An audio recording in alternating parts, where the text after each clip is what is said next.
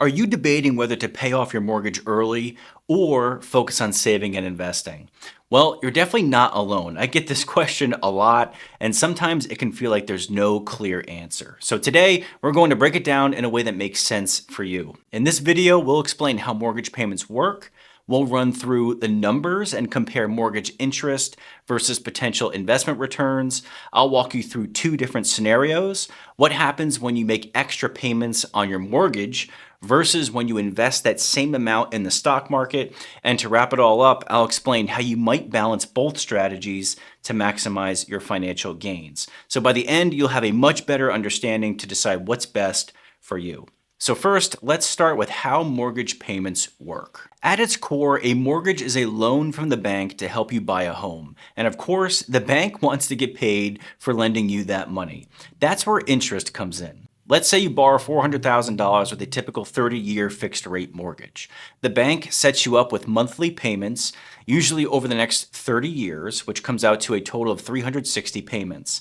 Now here's where it gets a little tricky. Each of those payments is split into two parts: your principal and your interest. The principal is the amount you borrowed, and the interest is the cost of borrowing that money. You'd think you'd be paying off both parts evenly, right? But it doesn't work like that. In fact, with a mortgage, your payments are front-loaded with interest, meaning a big chunk of your payment in the early years is going straight to the bank. So let's take that $400,000 mortgage at a 6.5% interest rate, and in the first month, your payment might be around $2,530. But here's the eye-opener. $2,170 of that goes towards the interest, and only $360 chips away at the principal. Feels pretty unfair, right? That's because your mortgage follows what's called an amortization schedule, which is just a fancy way of referring to the process of paying off the debt over time. But the bank gets its money first. This is why in the early years of your mortgage, it can feel like you're hardly making any progress on the amount you actually owe. The majority of what you're paying is just covering the interest, not reducing the principal. Now, this is where things really start to blow your mind. After 20 years of paying on a 30-year mortgage, you are still paying more interest than principal. And by the time you hit the 20-year mark, you'll have paid 66% of the time, but you'll have only knocked off 44% of the loan. In other words, you've been sending most of your hard-earned money to the bank, not toward owning your home. And what's even more shocking is that over the life of a 30-year mortgage, you could end up paying as much or even more in interest than you borrowed in the first place. So let's go back to that $400,000 loan at 6.5%. By the time you made all 360 payments, you'd paid the bank over $510,000 in interest alone. That's more than the original loan, and even at 5% interest, you'd still pay over $370,000 in interest. Now, there are ways to tackle this. The sooner you can reduce your principal, the less interest you'll pay over time. Every extra dollar you put toward the principal in the early years can save you big money down the line. It's all about finding a balance between paying down your mortgage and using your money wisely for other investments. And that's exactly what we're going to explore further next in the video. So let's compare mortgage interest to investment returns. All right, so let's get into the numbers and compare the potential returns from investing in the stock market to the interest you're paying on your mortgage. This is where a lot of people get stuck, because it's not just about what looks good on paper, it's about what makes sense for you in your particular situation. Historically, the S&P 500 has averaged a return of around 10% annually since 1957. Now, once you factor in inflation, a more realistic expectation is around 7%. On the other hand, if your mortgage interest rate is low, say 3%, then every extra payment you make on your mortgage is effectively earning you that 3%. But if you were to invest that money instead, you could potentially be looking at a 7 to 10% return, which is obviously a lot higher than 3. So if you locked in a super low mortgage rate, like many people did in 2021, where interest rates hovered around 3% or so, then from a purely mathematical standpoint, investing is the better choice. But it's not always that simple. Especially now when mortgage rates have climbed to 6 to 7%, suddenly the decision isn't as clear cut. So let's break this down a little further by looking at two different scenarios. The first scenario being paying extra on your mortgage. Let's say you have a $400,000 mortgage at 6.5% and you decide to put an extra $200 a month towards it.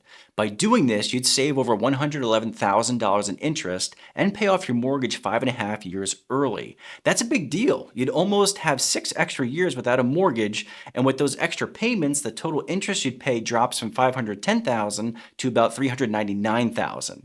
So you're clearly saving a lot of money by paying off your mortgage early. Now, let's move on to scenario 2, investing instead of paying extra towards the mortgage. What if instead of paying that extra $200 towards your mortgage, you invested it? Over the next 30 years, assuming a 7% return, that $200 monthly investment will grow to just under $234,000 in total portfolio value. $162,000 of that being the interest you made, and that's 162 grand in your pocket just by investing a relatively small amount each month. Now, comparing the two, investing gives you about $51,000 more than paying off your mortgage early. So on paper, it looks like investing is the smarter move. Now, in this case, there is actually a third option, and here's where things get really interesting. If you're disciplined and pay off your mortgage 6 years early by making those extra $200 per month payments, you give yourself the option to maybe take what you were paying on your mortgage each month, $2,729, and invest that for the next 6 years. Now, if you did that, would you catch up to the person who was investing $200 per month over the course of 30 years? Would 6 years actually give you a higher portfolio value than the person who has been doing it for the last 30 years? Well, let's find out. Let's say you take the money you were putting towards your mortgage to pay it off early, $2,729 a month, and invest it once your mortgage is paid off. Over 6 years, at a 7% return, that investment could grow to a total portfolio value of about $241,000. So even though your total investment returns are lower at $45,000, overall you'd be ahead by $7,600. You'd end up with more money by paying off your mortgage early and investing in those final 6 years. I know this is a lot of numbers and scenarios. It can feel overwhelming, and the math doesn't always work out this way, so you have to play out different scenarios. But here's the important takeaway. There's no one-size-fits-all answer. If you're someone who prefers the certainty of paying off your mortgage early, that's a guaranteed return. You're saving a ton of money in interest, and that's money back in your pocket.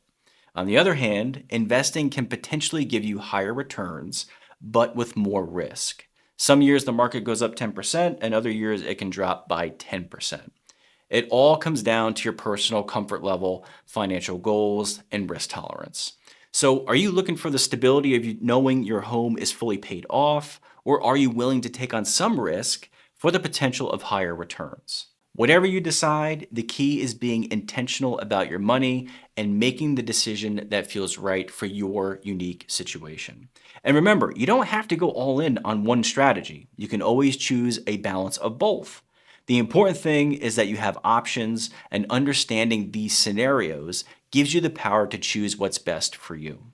Let me wrap up with this. In my experience working with people on this very question, the reality is there often isn't a crystal clear one-size-fits-all answer, and even if the math points strongly in one direction, people will still make different decisions based on a few key factors, and that's perfectly okay.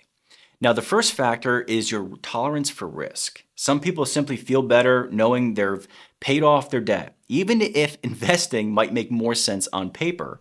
For them, the peace of mind and the freedom that comes with being debt-free is worth more than potential returns from the stock market. On the other hand, some are comfortable with the ups and downs of investing in the stock market. They are trying to get those higher returns, and that's great too. It's all about what helps you sleep better at night. Another factor is your time horizon. If you're younger and have 30 or more years ahead of you to invest, you might lean more towards investing for growth. But if you're nearing retirement, the security of having your mortgage paid off might feel like a better, more stable choice. With less time to recover from any market fluctuations, the peace of mind from eliminating debt could be worth it. And finally, we can't overlook cash flow. Not everyone has the extra money available to either invest or put towards their mortgage.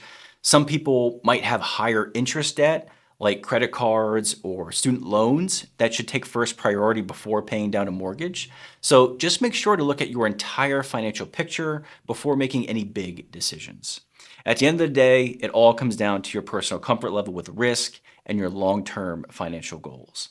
There's no right or wrong answer here, only what's right for you. Thanks so much for watching. If you found this video helpful, subscribe to the channel, and I'll see you in the next one.